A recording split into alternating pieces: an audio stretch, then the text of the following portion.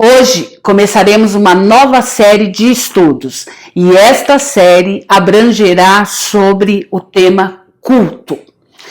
Na verdade, a nossa adoração a Deus é sempre um culto, não importando em que igreja você vai ou que grupo você frequenta. Nós vamos aprender que existem elementos que devem fazer parte de um culto, porém, mais que isso, precisamos prestar um culto consciente e que agrade a Deus. Pense um pouco, com qual objetivo você vai a uma igreja ou a um grupo de reuniões religiosas? E como tem sido a sua participação?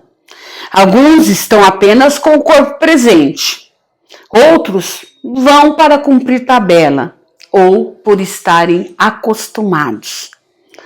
Cultuar não significa ir a uma igreja e participar de uma programação.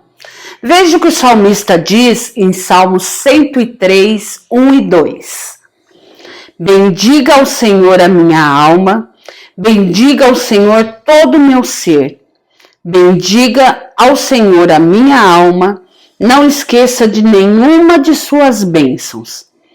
Na prática, cantar, orar, ouvir uma mensagem bíblica, contribuir, servir, manter comunhão com os outros cristãos, tudo isso envolve estar bendizendo ao Senhor, engrandecendo o seu nome, adorando a Jesus Cristo. É isso que é necessário, com o coração colocado nisso, para que um culto seja verdadeiramente um culto cristão.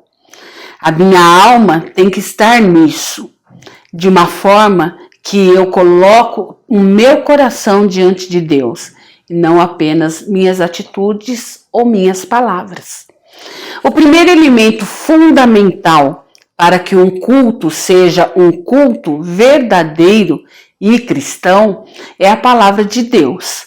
Vamos ler o Salmo 119, 1 e 2.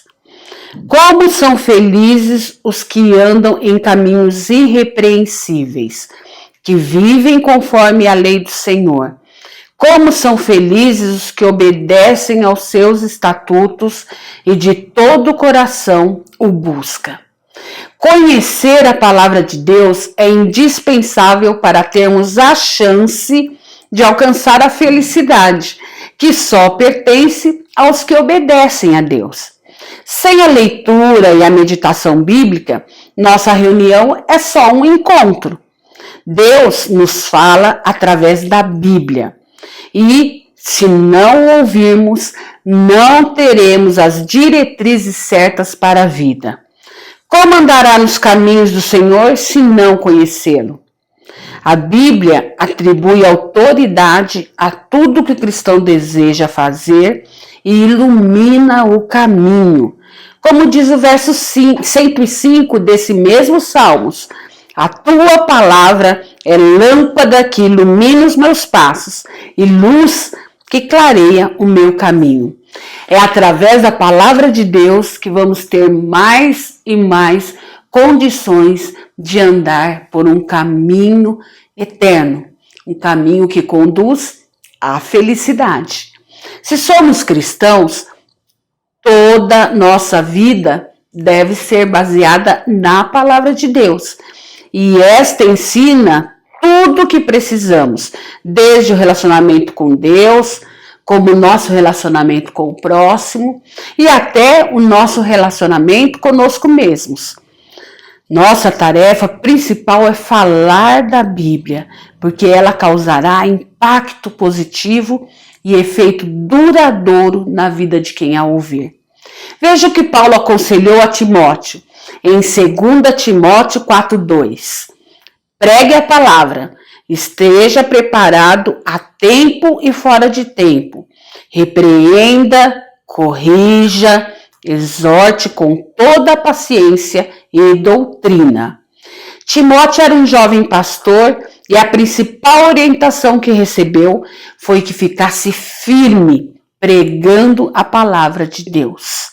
mesmo com rejeições, pois a pior coisa que pode nos acontecer é sermos rejeitados por Deus, por não seguirmos as suas ordenanças.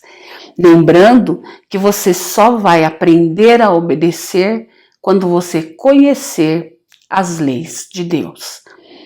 O segundo é a oração.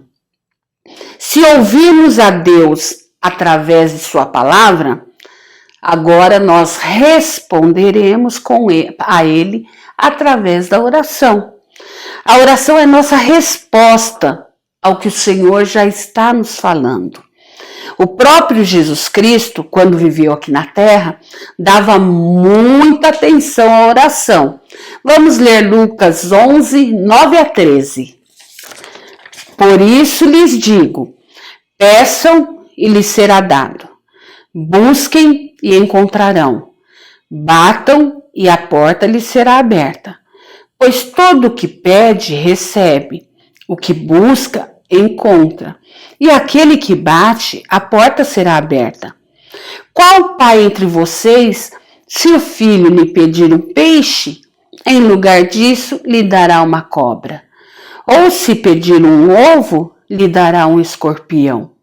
Se vocês, apesar de serem maus, sabem dar boas coisas aos seus filhos, quanto mais o Pai que está no céu dará o Espírito Santo a quem o pedir.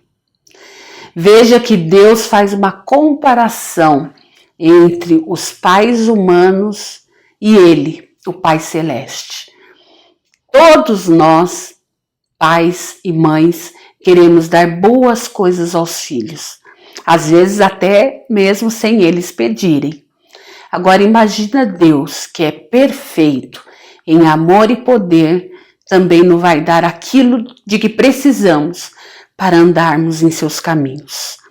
Os discípulos pediram para Jesus ensiná-los a orar, e ele ensinou com a própria vida.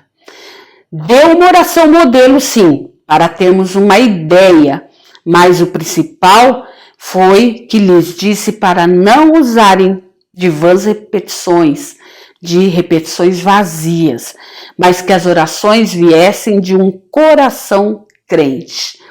Existe a oração privada, onde você abre o coração a Deus, mas existe também a oração comunitária, que faz parte de um culto, de uma celebração coletiva. Vamos ler Atos 4, 29 a 31. Agora, Senhor, considera as ameaças deles e capacita os teus servos para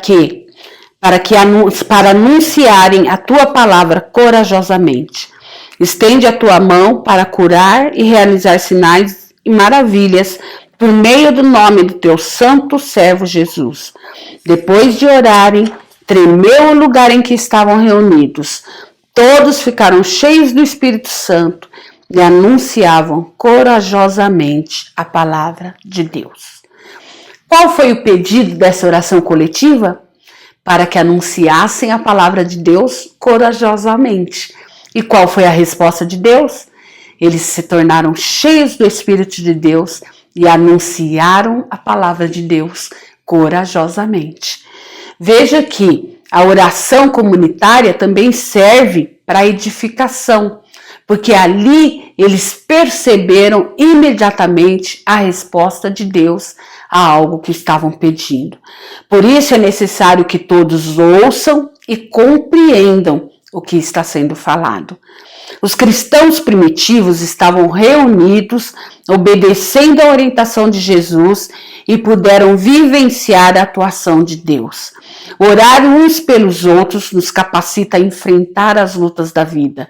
A oração comunitária é por toda a comunidade cristã, ou seja, por todos os cristãos. A Bíblia tem muitas passagens ensinando a importância da oração. Mas o mais interessante é estudar a vida de Jesus e observar como ele investiu tempo em oração. Existe também a oração particular, que também Jesus mostra em prática e em palavras como é importante. O terceiro é o cântico. A adoração através de cânticos sempre esteve presente na vida do povo de Deus. Na verdade, todo culto deve ser uma adoração. Mas os cânticos têm a capacidade de mover nosso coração, nos colocando em sintonia com Deus por completo, se ainda não tínhamos alcançado isso nos demais elementos. O cântico vai servir para você abrir seu coração e, com aquelas palavras que algum autor compôs, você dizer o que você quer falar, dizer a Deus.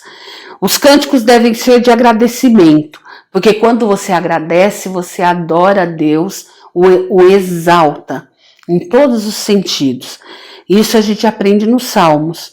Novamente, o apóstolo Paulo nos ensina em Efésios 5, 19 e 20, falando entre si com salmos, hinos e cânticos espirituais, cantando, louvando de coração ao Senhor, dando graças constantemente a Deus Pai por todas as coisas, em nome de nosso Senhor Jesus Cristo.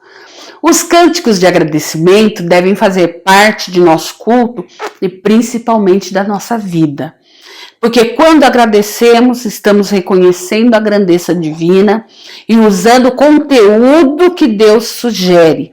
Esse foi o conteúdo que o apóstolo Paulo ensinou aos seus discípulos.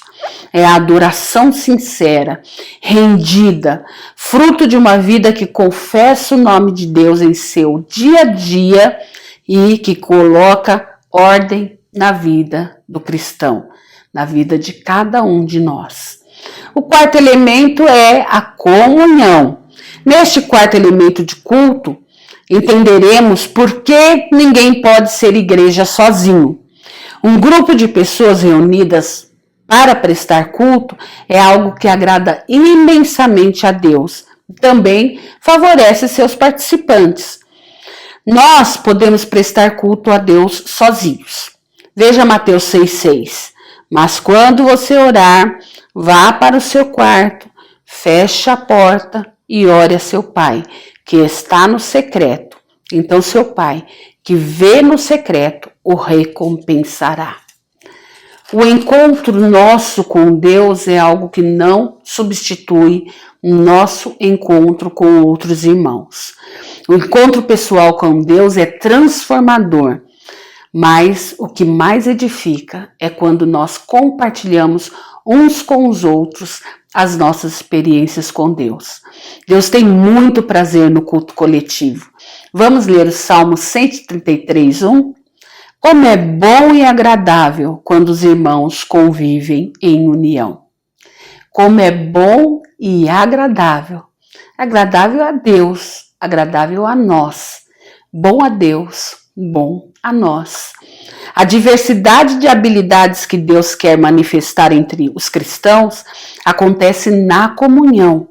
Deus se agrada da unidade da igreja e da riqueza de diversidade que apresenta ao mundo, como forma de engrandecimento do seu nome e também evangelização.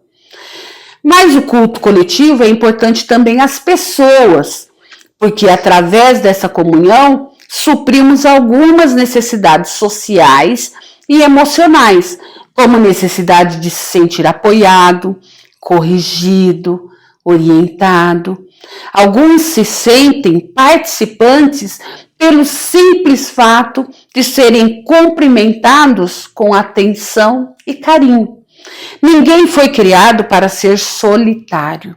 Sempre precisamos de alguém, mesmo que seja uma planta, um pet. As pessoas que vivem sozinhas estão partindo também para esse lado. Deus nos criou para a comunidade, para a amizade uns com os outros, para a vida coletiva. O quinto elemento são os cerimoniais. Na Bíblia temos dois cerimoniais, a ceia do Senhor e o batismo nas águas. Eles foram praticados por Jesus. Vamos ler Mateus 3, 13 a 15. Então, Jesus veio da Galiléia ao Jordão para ser batizado por João. João, porém, tentou impedi-lo, dizendo: eu preciso ser batizado por ti e tu vens a mim? Respondeu Jesus: deixe assim por enquanto. Convém que assim façamos para cumprir toda a justiça. E João concordou. Jesus disse que deveria ser batizado para cumprir toda a justiça, nos mostrando como este ato era importante e necessário, porque é uma prova pública de sua fé e obediência a Deus. Agora leremos Mateus 26 a 28. Enquanto comiam, Jesus tomou o pão, deu graças, partiu e o deu aos seus discípulos, dizendo: tomem e comam, isto é o meu corpo. Em seguida, tomou o cálice, deu graças e ofereceu aos discípulos, dizendo: bebam dele todos vocês, isto é o meu sangue da aliança, que é derramado em favor de muitos para perdão de pecados. A ceia do Senhor também foi ensinada por Jesus Cristo, para que, ao praticá-la, nos lembremos do sacrifício na cruz.